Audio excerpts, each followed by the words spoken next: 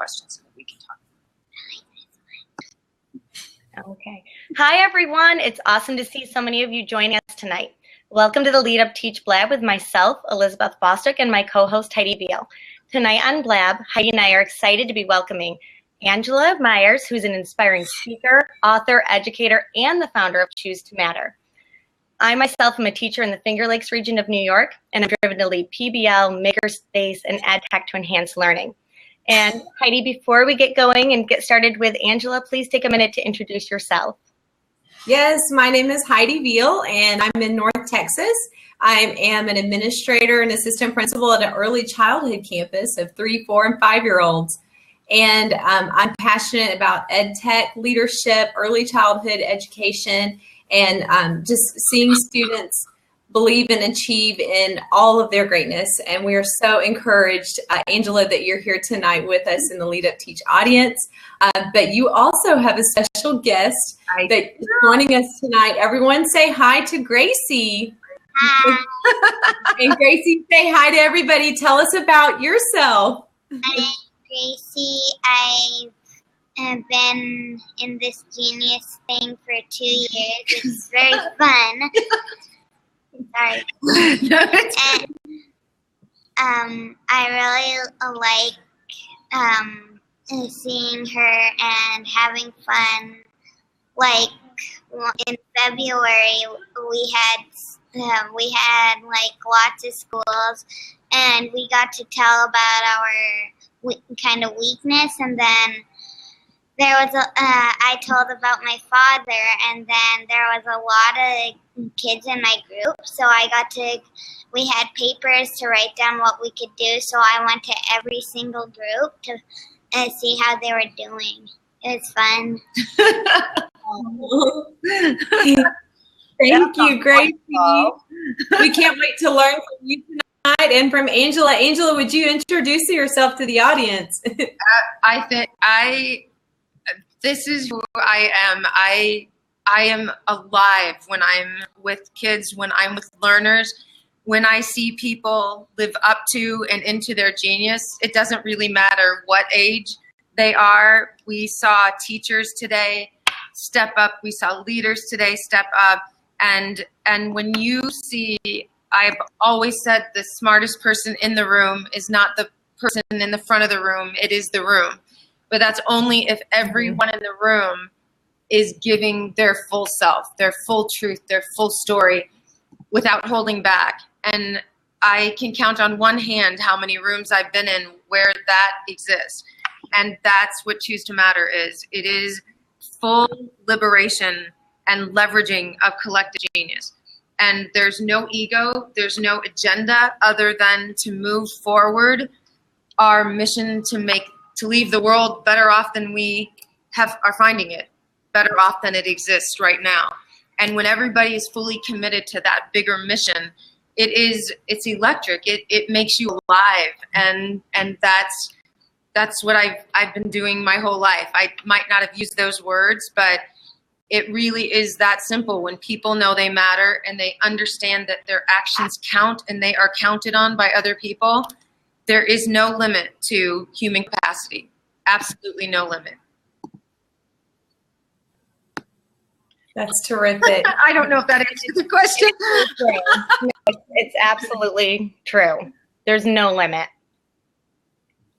Well, welcome, Angela. We're so glad to have you here, as Heidi and I both have said. And we also want to, at the same time, be welcoming our guests on the side that are both here on Blab and on Twitter.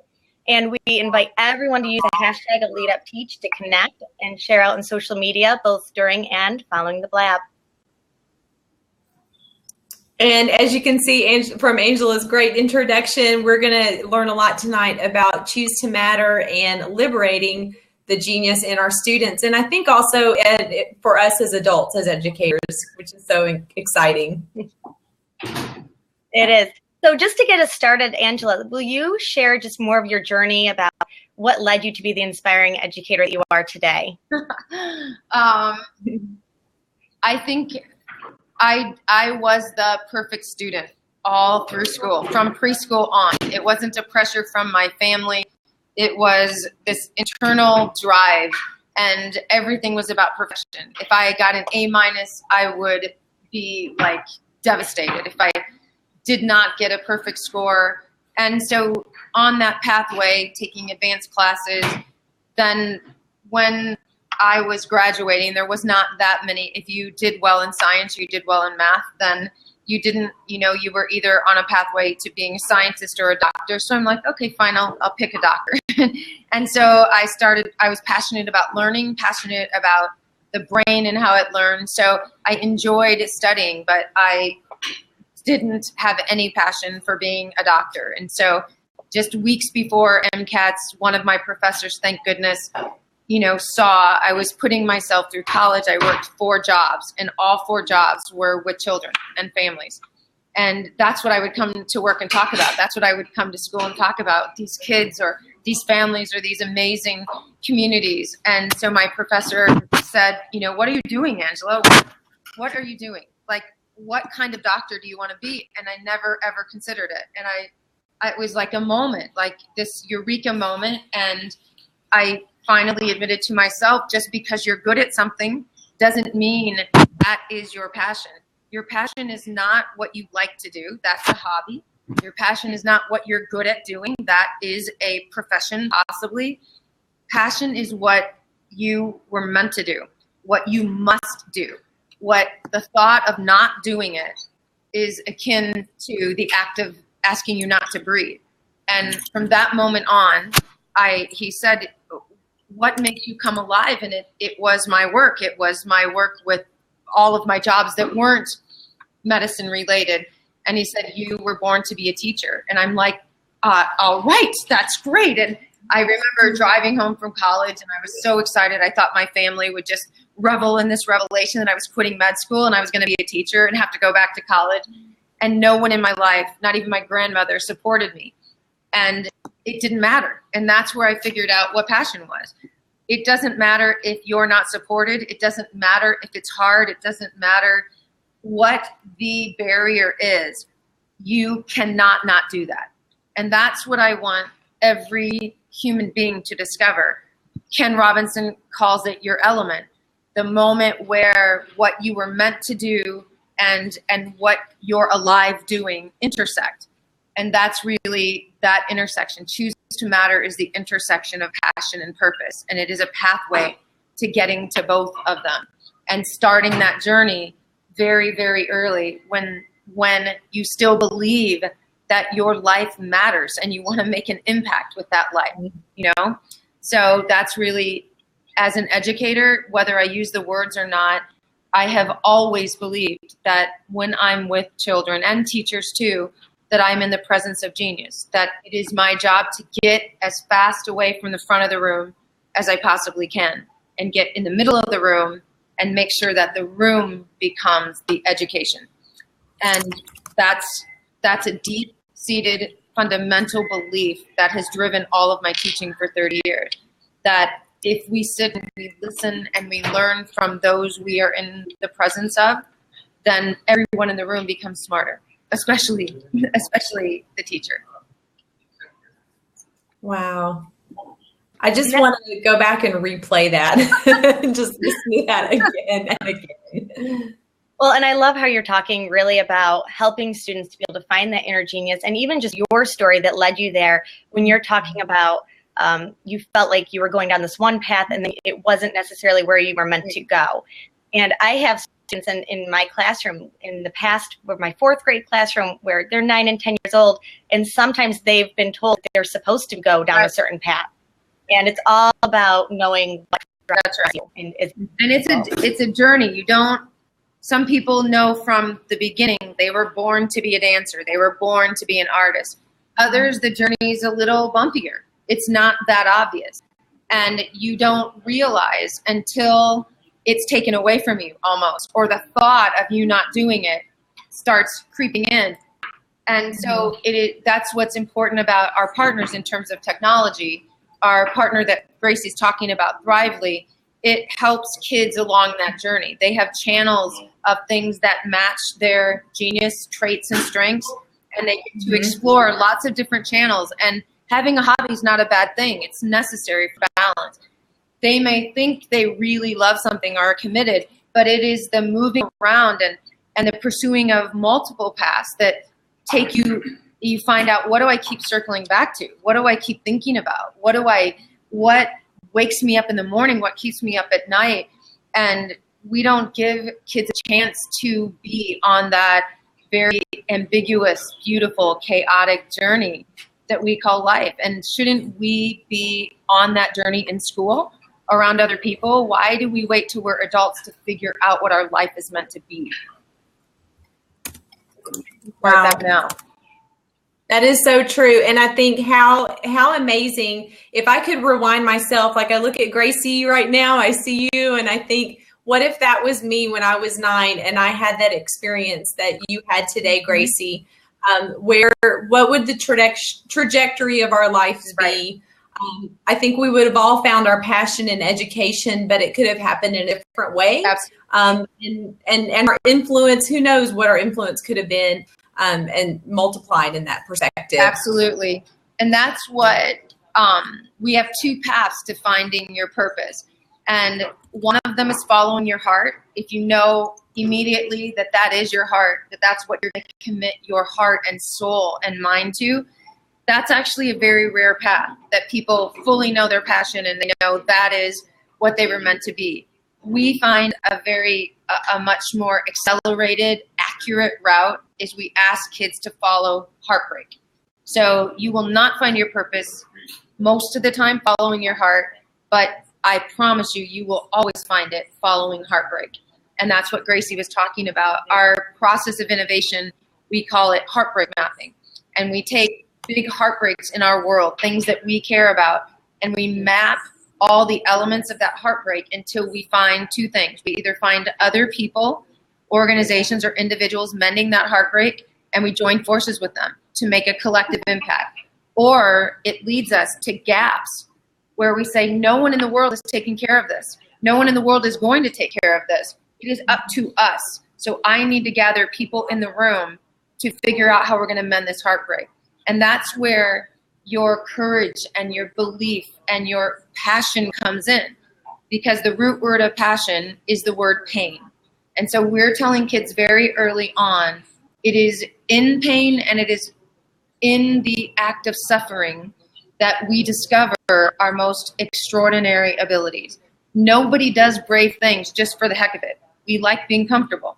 It is only when we're put in a position to have to be strong, to have to be courageous, to have to get through pain, that we find out, wow, we're pretty dang extraordinary. And that's what we're trying to explore. So Gracie's pain of losing her dad in a car accident, even if you didn't lose a loved one, you understand that we can unite under the pain of loss. And with a few words from Gracie, she was the first to take the microphone to make the case that someone needed to work on mending that heartbreak for young kids.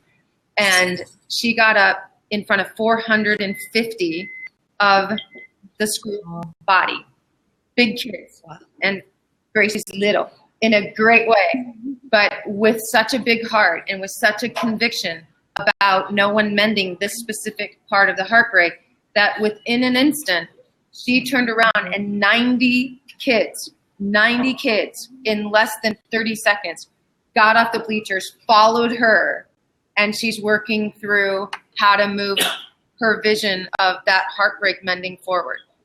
And it is that experience that you discover what it feels like to be in a room where genius is liberated, but also it's the most liberating thing to know that you have the power through your story to get other people to take action.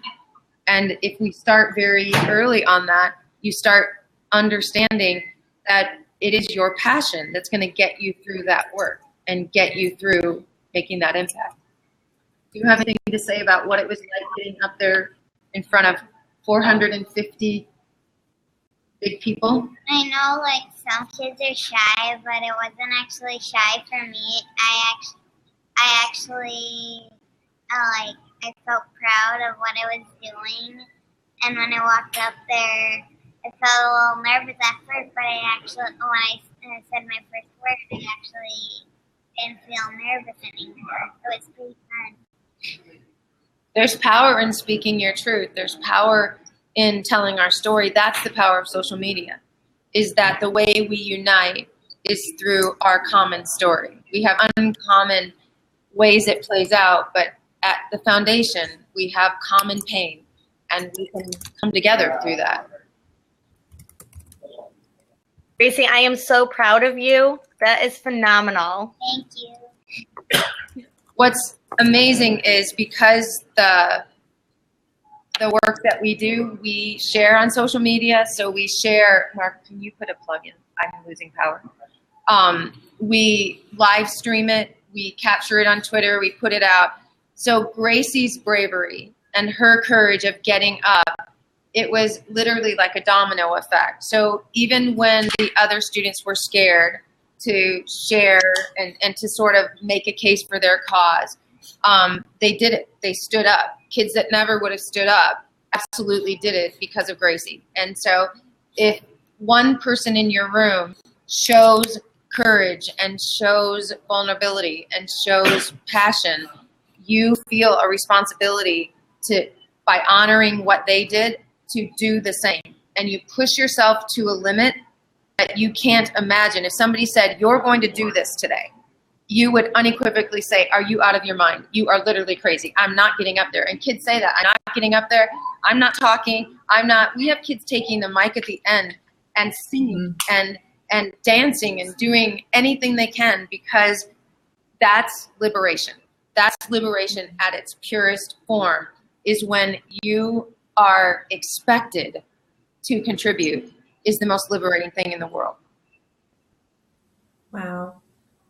So Gracie, can you tell us about what did today mean to you, and what do you hope to do next?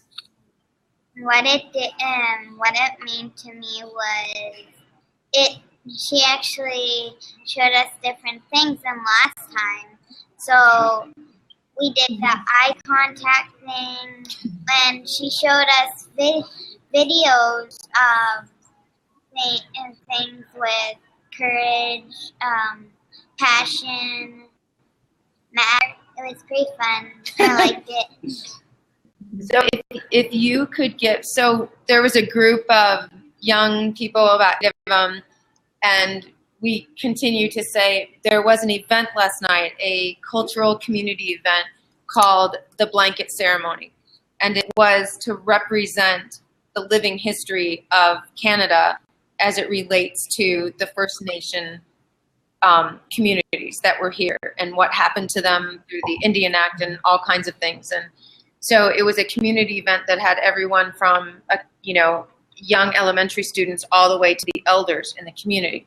And we went through this exercise together, and it was so enlightening. And part of what was important was the act of sitting in a circle and looking at each other in the eyes. And we had a rock that was passed around, and it took 2.5 hours to pass it around. So every member of the community contributed their story, their experience, their insight, their wisdom, and the wisdom of the crowd was like palpable.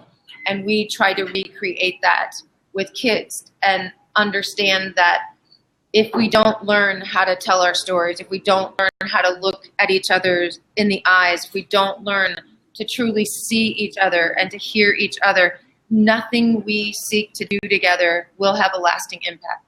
And that's why I believe all these reform efforts, all these programs, these bells and whistles don't work, because until you strip down that, nothing can protect us from knowing each other and becoming a community together. Everything's just going to be superficial. And once we got past that, everything changed. The whole room changed. I'm so sorry I got it. It's okay. I don't even know where that came from. I forgot the question. I'm probably way off task. Am I off task? Shocking.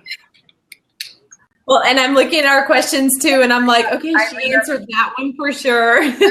So here was a question that the kids said. They said, So during that ceremony, I was sharing with the community that there was hope in this community because 430 young people picked themselves to show up and commit to leading, not knowing how they're going to lead, not knowing where they're going to lead, but picking themselves. So a group of the students came and said, I was thinking a lot about what the elder said and what you said, that children are the future. And a lot of people say that, but we started thinking, would 400, would even 100 adults come together that don't know each other? Would they be vulnerable with each other? Would they share their stories?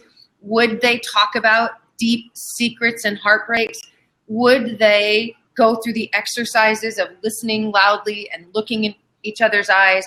Would they literally put their hearts out there and give everything and then make an action plan for impact? Do you think there's 150 or 400 adults that would do that in a matter of, we were with them from 9:30 to 2:30, so 6 hours. And so then they turned to us and they said, it's true. I don't think adults could do what we did today. We are the ones that are going to save this community and save this world. And it's because they are willing to do the work of mattering. And adults just blow that off. So I would love to see what you think about that. We have 176 people. Is that so amazing? That is such an honor, isn't it? It's pretty awesome. It's making Liz, how would you like to respond to that? Yeah, I would love from the group. What do you think? Do you see adults doing that? Like we're asking our kids to do extraordinary things, and they don't have a model of adults doing that. 200.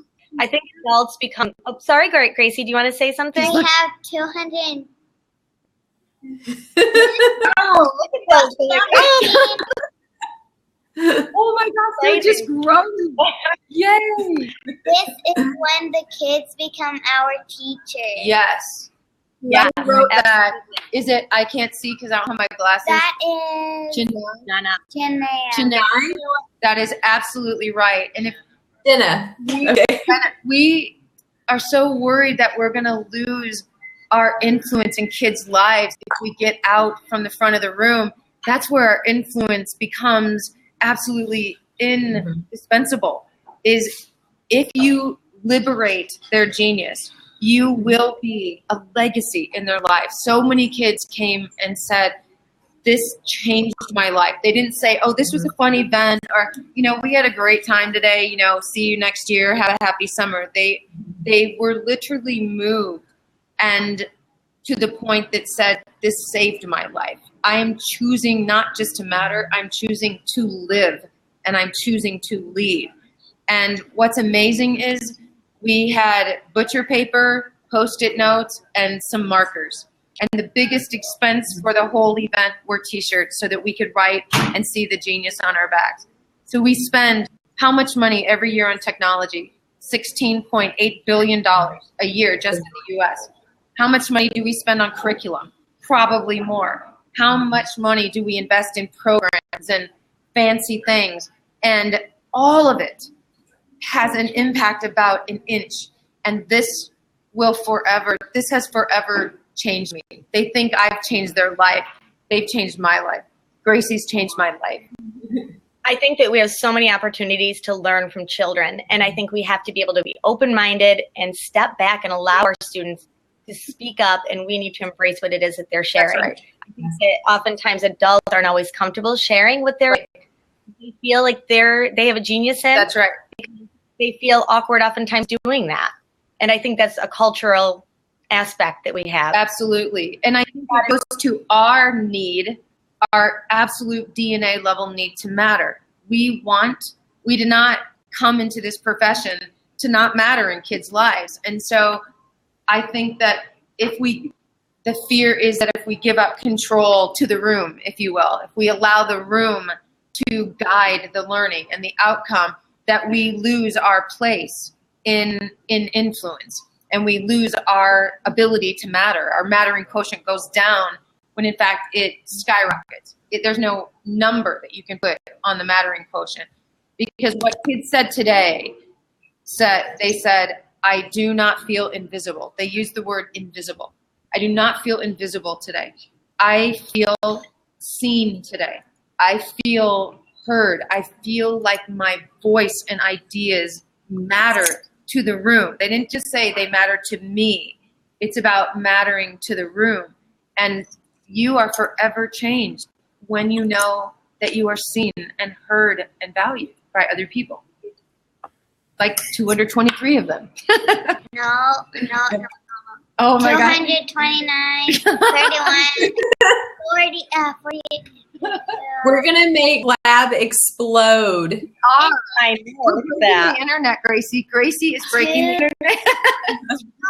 So, Angela, you made some really great points about the amount of money that's spent, the time, the investment on curriculum, programs, technology, etc., and the depth of what happened today with the 400 plus students that were there with you, with a couple of Post-its, markers, and T-shirts. And we did have chocolate chip cookies for lunch. And cookies.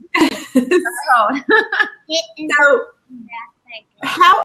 And you told us this story about how you told the border control folks that your mission, you were coming to change the world. Oh. So how do you see this going out to affect education at large and our world at large? What can we do to carry this message forward? That's the question we asked all day. Yeah. So the framework of liberating genius is what we call pathway to purpose. It is not the pathway to a project. It's not the pathway to a performance. It is the pathway to finding out how you are going to use your genius to make an impact. Every single person comes to the room with a gift that others need. And 99% of us are trained culturally, educationally, even from our home, to hide that gift, to hold it in. We start hesitating as early as 6 years old when we're asked. If you talk to a 3-year-old, they will walk up to you and they will tell you their genius. And if you missed it, they'll tell it to you again. And they're not doing that to brag. They're not doing that to be arrogant. They're doing that because they fundamentally believe your life will be enhanced if you knew the difference between a Tyrannosaurus and a Tyrannosaurus, which I don't even know about the dinosaur. But they really believe they're doing a service to the world because they still believe they were born to make an impact in the world. And they show up to do that. And very early as 6 years old, 7 years old, somebody says, you're just a kid. You're just a teacher. You're just a small town girl from Iowa. You're just this. And that word is the most dangerous word to innovation, and it is the most dangerous word in humanity. Because the moment you put the word just in front of whoever you are, you limit your potential, but you also limit the potential of everyone around you. Because and that bar is set so subtly that all of a sudden you don't remember who you are. And you have an entire adult population walking around not living a life of purpose. Yes. Mm-hmm. Did you see someone? Are they there? And so the pathway, did we lose it? Did we lose? Oh, shoot. Did it go? Oh, dang it. We'll make sure. We hear you, Angela. Okay, something just popped up. So it's got 3 phases, and we accelerated that. We took the kids through all the phases in 6 hours, which I would highly not recommend. I would not recommend this path. But the 3 phases are the process of accepting your genius. And that's what Gracie went through. It's a deep, self-free, inward process of figuring out how to name for yourself what your gifts are so that you can articulate them to other people. Because you know that what you have, there's someone else in the room or the world that needs exactly that in the only way that you can deliver it. So that is accepting. And then once you know what your gifts are and what you're needing to do, then you feel, I'm giving Gracie a hug for you. You feel the obligation to accelerate that feeling in other people. So you know what it feels like to be seen, to be heard, to be valued. You feel an obligation to, whatever you want to call it, pay that forward or make. So one of the most beautiful things about being around pure genius like Gracie is we were in the lunchroom today. And so if you can you turn around and show your back?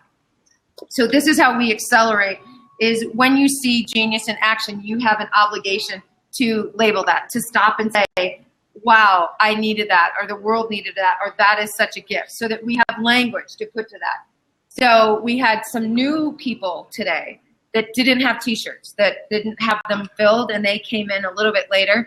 And at lunchtime, Gracie's sitting at a table, and everybody's eating their chocolate chip cookie. They're a little exhausted from the morning. And Gracie's like, Miss Angela, where's the markers? I need the markers right now. And I'm like, what? And she's like, there are people over there and they don't have stuff written on their back. And so she got up from her lunch and then she went around and she started walking around the lunchroom today, making sure that no one went home not feeling like they brought value to the room today. And do you know what the man's name is that I wrote a story on his back? No, what was his name? I forget. I was writing too much, and he asked if I was writing a story, and I was like, yes. Mark. Oh, that was Mark. There. That and was another man, too. You did, too. Yeah. She wrote a lot of stories. She was writing on everybody's back. But it ignited. So there's this contagion that happens when you're around change makers, when you're around leaders, and you see one brave person get up and do something, and you feel guilty for eating your chocolate chip cookie, even though it was so good. And so you get up and you're like, okay, I have an obligation too. And so that was the second part. We accept that we have a gift. We accept responsibility for owning that and honing that.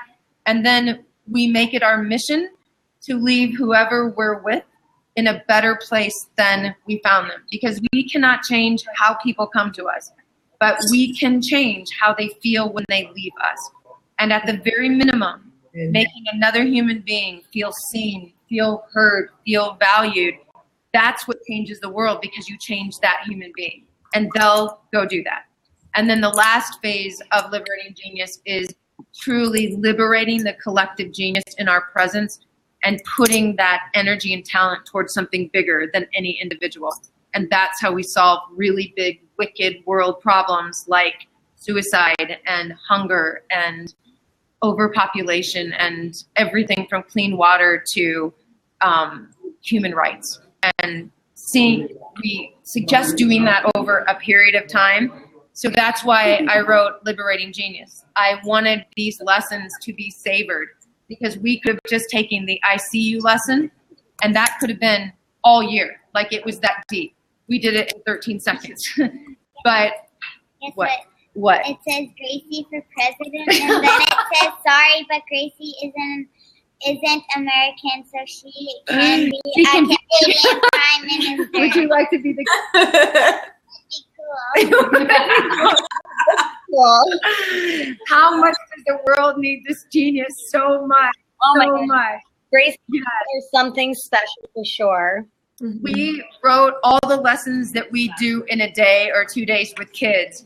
We wrote those for 30 days for teachers. So if you go to Choose to Matter /liberating genius, we want these lessons in every classroom.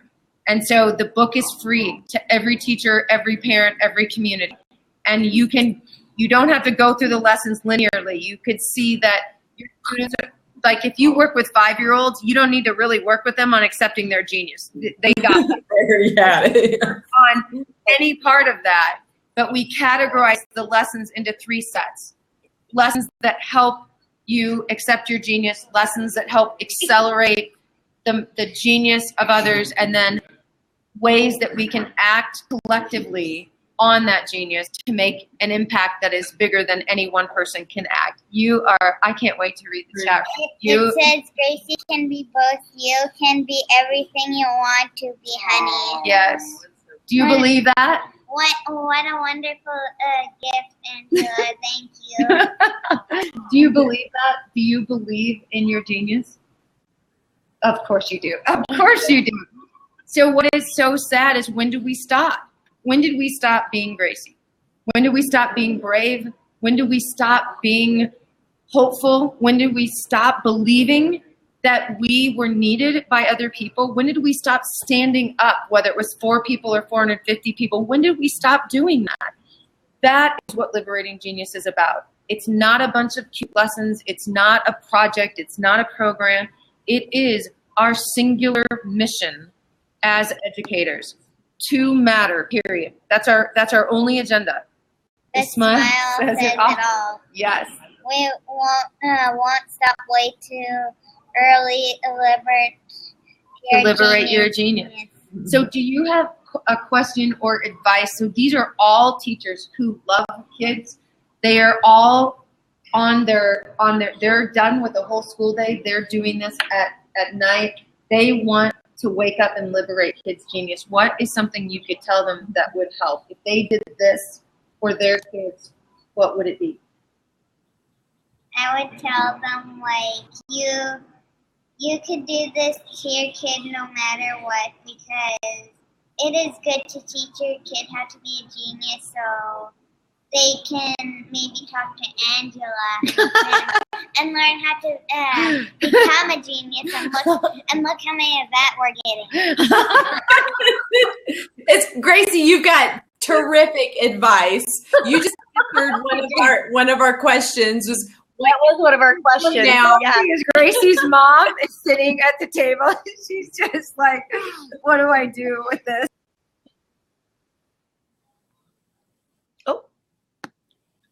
Okay, you're still there? yes. Okay. There she is. Good. Maybe we can clone Gracie and loan her to classroom globally. That means they want There we go. from Canada. They want to take you away from us and send you. I teach 9 and 10-year-olds, and they would love to know you in the classroom. You would inspire them. Catch 4 says, I want Gracie first. Here's what's beautiful. You have a classroom of Gracies. Every single one of you. Because there were kids today that weren't as assertive, that weren't as, what is amazing, because there were young kids that were 7 and 8 all the way up to high school. And the ones that were the bravest were the 7, 8, and 9-year-olds. And they're the ones, it wasn't me who liberated genius. It was Gracie and her classmates who liberated the room's genius, because they went first. They led, they stood up, they took the mic first, they led the group. They did not let other people slack off. They kept the standard high, and that's the beautiful thing about being in a room. There's peer pressure. There's peer pressure to who can matter more, quicker, and like you don't. Yeah, it was so beautiful to watch that.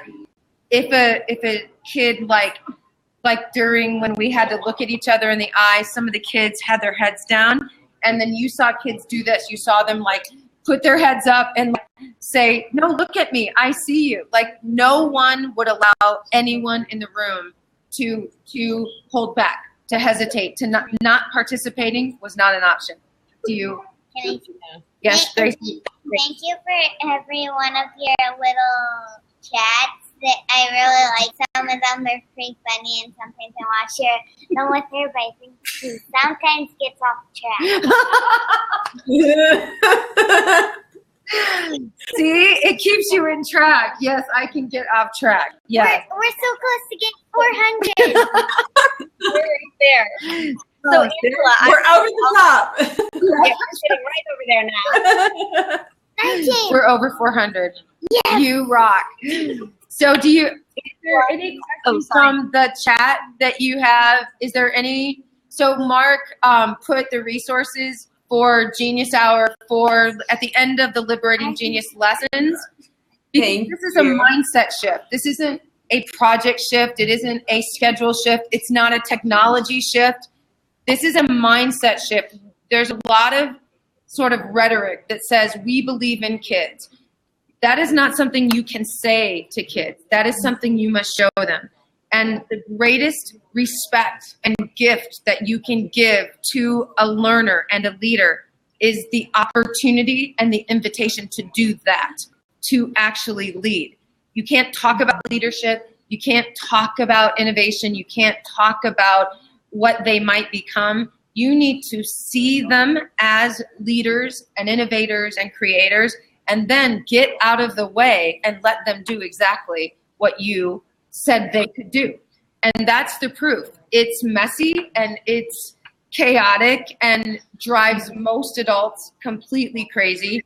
But somewhere in the chaos, this beautiful, like you come in as a me, like, gosh, what am I going to get out of this? What do I want to do? And all of a sudden the room changes and people don't say I or me. They're like, we are going to do this. We can do this. Here's what we believe. And the language in the room changes. The spirit in the room changes. It's miraculous. And yet it is predictable because this is absolute molecular level science. We need to know we matter. We don't just want to know we matter. I love how you're phrasing that, and just thinking that when students oftentimes come into the classroom, I think they're oftentimes looking to the teacher, to be able to tell them exactly what it is to do. And we need to provide that opportunity for students to really, how do you want to do this? How should we embrace you as leaders too? Because they have the ability to. Absolutely. And when problems arise, it is instinctual to want to jump in and fix it and make it smooth. And it is a default now for me to say, if something goes awry, what are we going to do about this? Who can help? Like, technology went down today. Shocking, that technology went down today. I'm like, all right, who can take care of this? We need a team on this. This is not my genius. And within seconds, somebody did that. Somebody got this. And then everybody starts playing a part, playing a role, because it is on our shoulders. So the day wasn't about entertaining kids. It wasn't about like, here's your day. And you know how the evaluations at the end of a presentation, like, what did you think of the day? You know what you think of the day is what you put in the day. You're not there. I'm not here to entertain you. I'm not here to, build time for you. What this day is up to us. And it is dependent on what you put in it. And the day is spectacular because we made it spectacular. Not because I did something spectacular, but because we were together. And that is all a mindset shift. That has nothing to do with technology. And that's the goal of Liberating Genius, is to very slowly shift the minds, the hearts, the culture, so that if you embrace something like Genius Hour or 20% time or whatever, that you do it with those conditions. You don't do it with the intention of kids will work on projects that they like during that. Genius Hour is not about projects. Genius Hour is about producing leaders and citizens who will act like this in the world. You made my day spectacular. How many times do I say that during the day? Tweet that.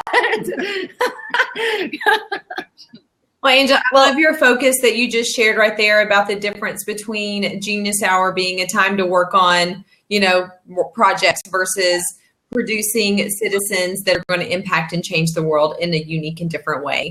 Unfortunately, I think that's why, a Genius Hour might fail in some places, is because it's just meant to be, an hour to work on projects instead of it being. And I think it's a natural thing that it has become there's project-based learning is powerful. Don't get me wrong. I'm not anti-project-based learning, but projects don't change lives. Service learning doesn't change lives because it's over with. It does not transform you from the inside out. It may engage you, it may inspire you, but it does not transform. What kids were saying today is, I am a different human being. I am this person. This is who I've always wanted to be. I've just never had the chance to recognize I could be that. That is not what I hear when kids participate in projects, or they fulfill, like my daughter had to fulfill she did a thing with not endangered animals, but we sheltered a dog. And we had this dog for 4 weeks. It was great. She got her points and it's done. She's not a changed person. It was a good thing for her to have to take care of this dog, but it didn't change her life. So I think that this idea, whether you call it Liberating Genius, I don't care what you call it. I don't care if you call it Genius Hour. But the idea that we are apprenticing kids to be citizens. We're not apprenticing them to be college students, or that may be a part of their path. but Genius Hour is an apprenticeship to citizenship. We are practicing with models and experiences that develop us into conscious, compassionate citizens who feel an obligation to contribute. Not to sit back, not to wonder, not to wait, but to act, to contribute, to create. And you don't get that kind of urgency from simply asking kids to do a project. And I may get a lot of pushback from that, a lot of pushback. But the origins of Genius Hour were not built around making sure that companies got their workers to do projects or to develop something.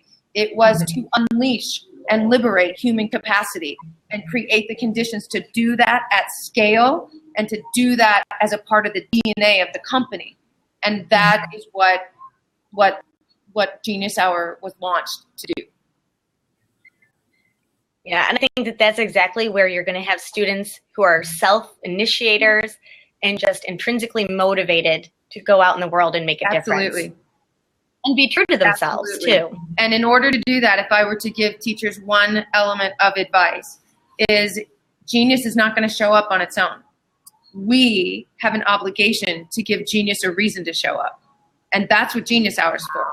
You give kids a problem wicked enough that requires them to be brave, that requires them to dream audaciously, to wonder boldly. Just completing a project that doesn't rattle you, that doesn't terrify you. That kids talk today about how uncomfortable they are, how terrified they were, how much they were sweating, how much their hearts were beating, and then they gave everything. If you don't feel that, if it doesn't move you out of your comfort zone, you absolutely are not going to make an impact. So making sure that you give. I just got a question, Gracie. What are your dreams? Okay. It's like I kind of when I grow up, before I get a different job, I kind of want to help her with all her matter because it's a really fun job, and for Healing Hearts, I already got my peer leader, so I kind of want to start helping her because she was excited when she seen me, and it was really like a lot of people who were here last February. They were really happy to see me, so it was pretty fun. Thank you, Teach. That is the deepest motivation. When you know you are needed by someone else, when people are happy to see you and say, thank goodness you are here. I needed you. I could not do this without you. And that's what all the kids left today, with complete transparency and honesty. I started with a quote today. I'll forget it. Mark, what was the quote? What was it? It was so beautiful. And I forgot it. It's that beautiful, I forgot it. We are us because of you. So the quote is, we are us because of you. So we don't exist. Choose to Matter doesn't exist without you. And when people understand that we cannot be our full selves without you, I think I'm going to break down after this, like in a beautiful way. There's so many emotions in an experience like that. You are changed from the inside out. You're not just engaged, or you're not empowered, not even the word. You are completely, absolutely from the inside out a different human being. And you want to be a different human being. And that's contagious. So we are us because of you. Isn't that beautiful? So it is important to me, as much as you are here to find out what to do with kids. It's, oh, her mom's crying. Oh, that's so sweet. That's because I'm so proud of you. That's why I said I'm going to cry, because I'm so proud of you. Happy tears. My mission, as much as it is to liberate this genius, it doesn't actually need that much help, right? So it's not that hard of a job to liberate this genius. But I want to liberate the genius of teachers. I want them to know who they are right now is enough. It doesn't matter how good they are with technology or math, or if they have their posters laminated or their whiteboard on every day. As human beings, we have not seen teachers as human beings. And so that's really, are they crying too? We are crying too. And then Jenna, yes. Thank you, Jenna. Thank you, Teach. I want to liberate an entire generation of teachers, because when they feel liberated, that will be contagious to the kids. The best gift we can give each other is not lessons that we can exchange, but we can see each other. We can hear each other. We can honor each other. And yeah, maybe lessons will come out of that, but we will go into class different. We will sit up different. We will walk different. I'm exhausted, but everybody's like, you have so much energy. I'm completely exhausted. But when you're around change makers, you're around passionate people, when I see your eyes, when I see your faces, like Heidi, you just like, you're alive inside, because you know, like, this matters that much. It gives you energy. So yeah, exhausted yet energized. That's absolutely, I said, I'm going to be beautifully exhausted tonight. So yeah. So that in August, we're launching, we want Liberating Genius to as many teachers as possible. And then I'm going to host blabs and Twitter chats through each chapter so that we can live these lessons together. And then we've created a space where teachers can upload all the adaptations to their lessons. So if they work with high school kids or second language kids, or they're working with adults, that we have this mass database of lessons on how to liberate genius. Not how to teach an algorithm or not how to divide fractions, but here's our lesson base for how to liberate the genius in our presence every day, so that we have a different world and we have a different classroom. Wow, that's incredible. Thank you for all that you're doing, honestly. Thank you for all of your comments. And all that they're doing. And thanks for the 515 plus 16, 17, 18, 20, 21. That's pretty amazing. I think Gracie could do this all night. I know. So we will let you go. I just very honored. Like, when we, at the end, we have this strategy called the 2-word strategy. And we said, like, just give us 2 words that describe how you're feeling. And the word honored and the word respected were the 2 highest words. And so that's how I feel. I feel like kids' work is respected, that you've given this work respect. And I feel incredibly honored tonight that you're taking your time, that you're in this room with us. And so those are my 2 words tonight: honored, I guess, blessed, and respected. Those so what? Are 3. I know, I did 3. I'm sorry. I'm sorry to keep you honest. Don't you? What are your 2 words that you're thinking right now? I would love you to put in the chat your 2 words right now. 2 words. I think that's great for all audience members to put in those 2 words too right now. What do you say, Liz? What are your 2 words? I'm going to go with I'm inspired, and right now I'm in awe. In awe and inspired. Yeah. I'm in awe of Gracie, just the courage she demonstrated by getting up on stage and sharing her story, and then coming on the blab with you and just sharing out all that she has gone through is just epic to me. I love hearing that story. You've literally inspired hundreds of teachers right now. Hundreds of teachers, and they're going to go to class tomorrow, and they're going to make all of their students feel like genius. 550. Exactly. And it says, you tell her Gracie said Angela straight. Yes. How about you, Heidi? What would your 2 words So be? 2 words. Heidi, did you share your 2 words? Didn't. 2 words are so hard for me. No, that's right. No, it's only 2. No. I think I feel very honored and just blessed. Mm. Thank you. Blessed and honored. Gracie, what are your 2 words? What are you thinking? 2 words. Happy and thankful. That's great. That's great. Would you like to see Gracie's mom? Yes, here's Gracie's mom. You can say Hi, Gracie's mom.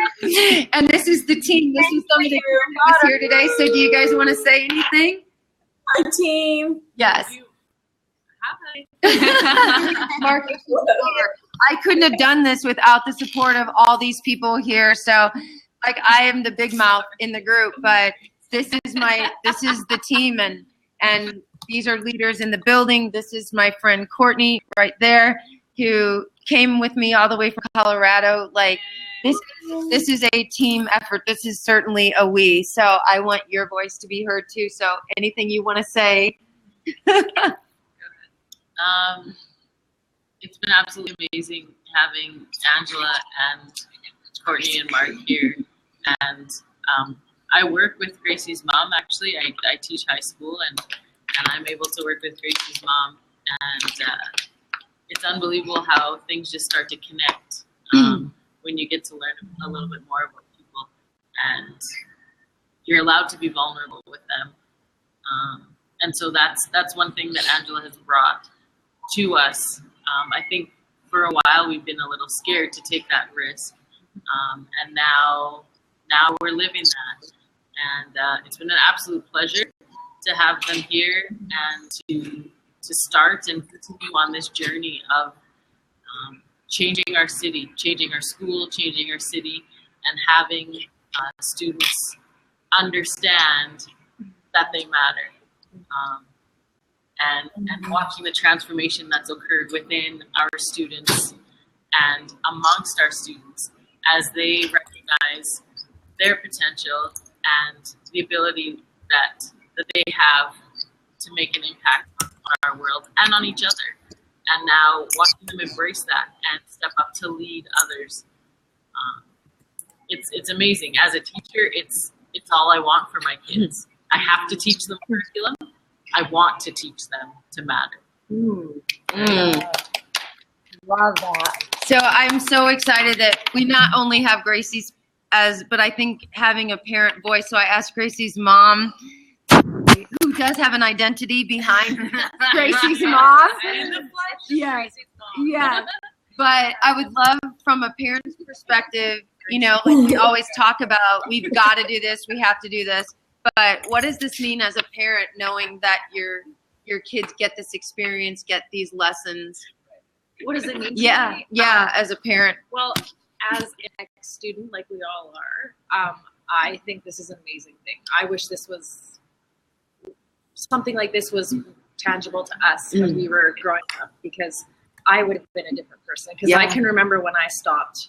When was it that it was grade 8. It was going from grade 7 to grade 8 in BC. Obviously, we go to grade 8 to go into high school.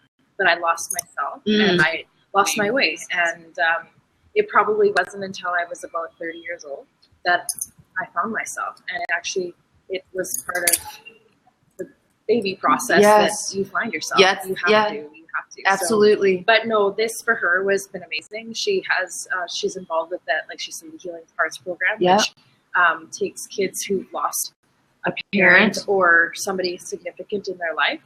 And this helps boost her not only to deal with the pain, but to share her story with other people. Absolutely. And I appreciate that she can do this. And hearing and seeing the pictures and stuff when she did get up and stand up, I was flabbergasted. I knew she was strong, but I didn't realize that this was coming at her, because I don't see this. Like the Healing Hearts thing, that's her thing. That's her. That's her mission. Healing, So, and then to be able to come into the school and see her leading was just, I mean, we all believe our kids can do anything. Right. At least I know I do. And I could absolutely. Yeah.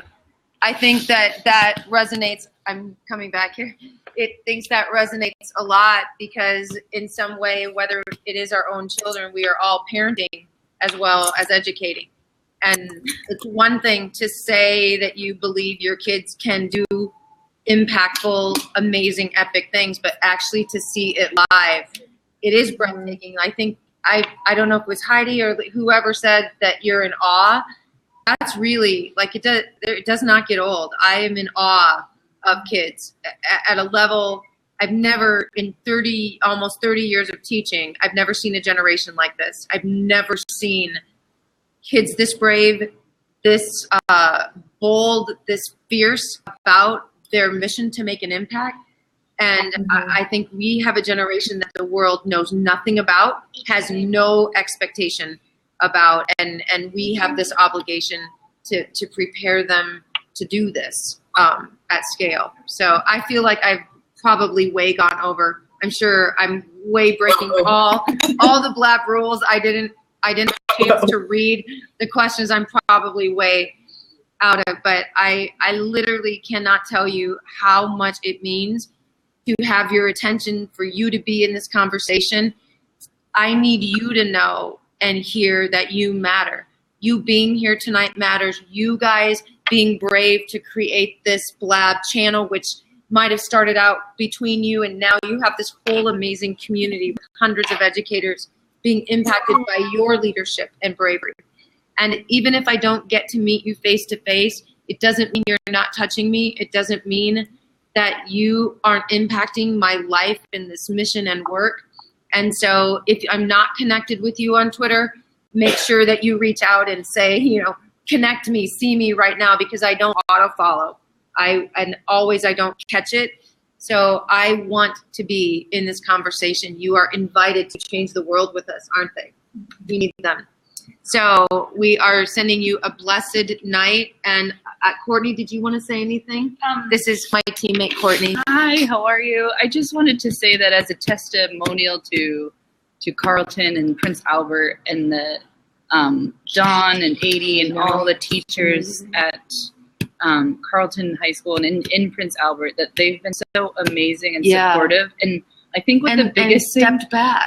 I was just going to say that the biggest thing for teachers and educators, and I've been teaching for 14 years now, and I think that the biggest thing is to take a step back and not try to control the situation. You need to let the students take charge and lead and give them the reins in this, because there's no way to put a lid on what they're capable of. Yeah. And you just need to kind of, and I know that sounds really scary, especially when, you've been trained or have been brought up in a way in a very traditional school setting for most of us, where the teacher leads and it's, students and then teacher leading the classroom. But in this case, the students really need to lead this. And when you give them that power, they just run with it. Yeah. And that has been, don't abuse it. And they don't abuse it. And that has been the most amazing part is just letting go and empowering the students more with giving them more action and freedom and liberating. That's essentially what it is. Yeah. It keeps. I love everything. I want to hear that all right there. Love it. Thank you. We'll let the last word of the evening be Gracie. So whatever you want to say, you can be the last word. This probably sounds adorable, but when we were eating lunch, she really loves me, so she asked my mom if she could adopt me into her family. Oh. That is adorable. Yes. Would you not want to go through the adoption process? I want to become a dual citizen just to be anti-A to Gracie. I think it's already happened in your heart, and that is good. That's good. And it's a forever connection now. I think so. Adopted by all of these people, by 900 teachers. You're adopted. And the thing I actually want to say, all those teachers out there, if you live in Prince Albert, you could maybe bring your kids to this You Matter, because it'll be really fun, and then the kids your kids' lives might be changed, and they'll have fun, and then they know how they matter. That's all. You're invited. So Perfect.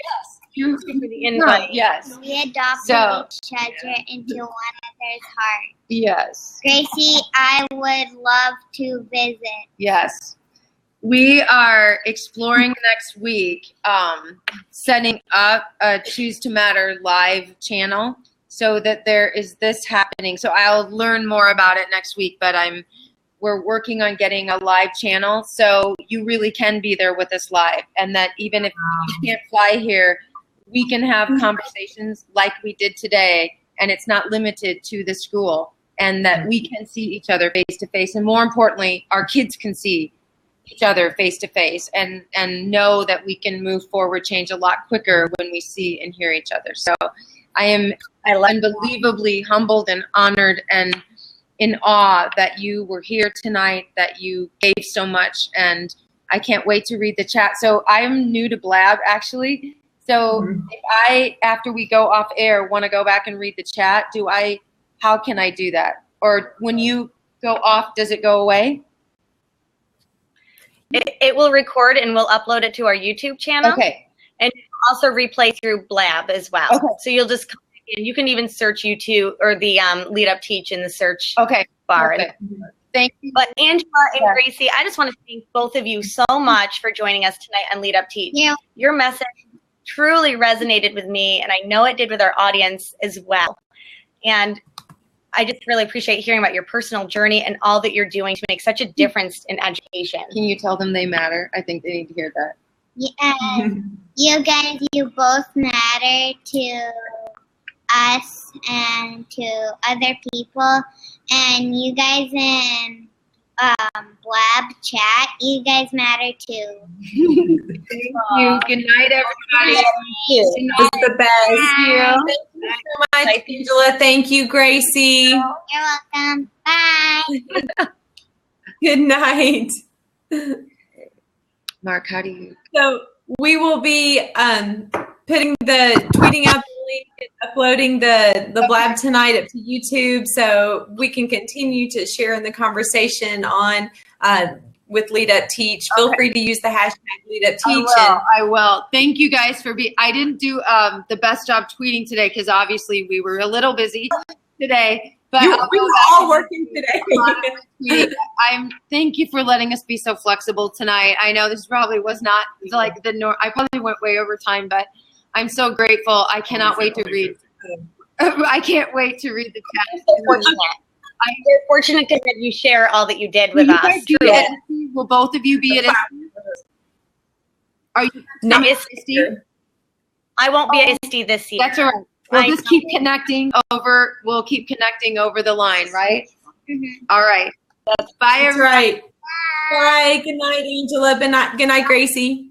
All night for Angela and Gracie. We know where to find you. Yes, you do. They know where to find us. I cannot wait to read the chat. It was like that.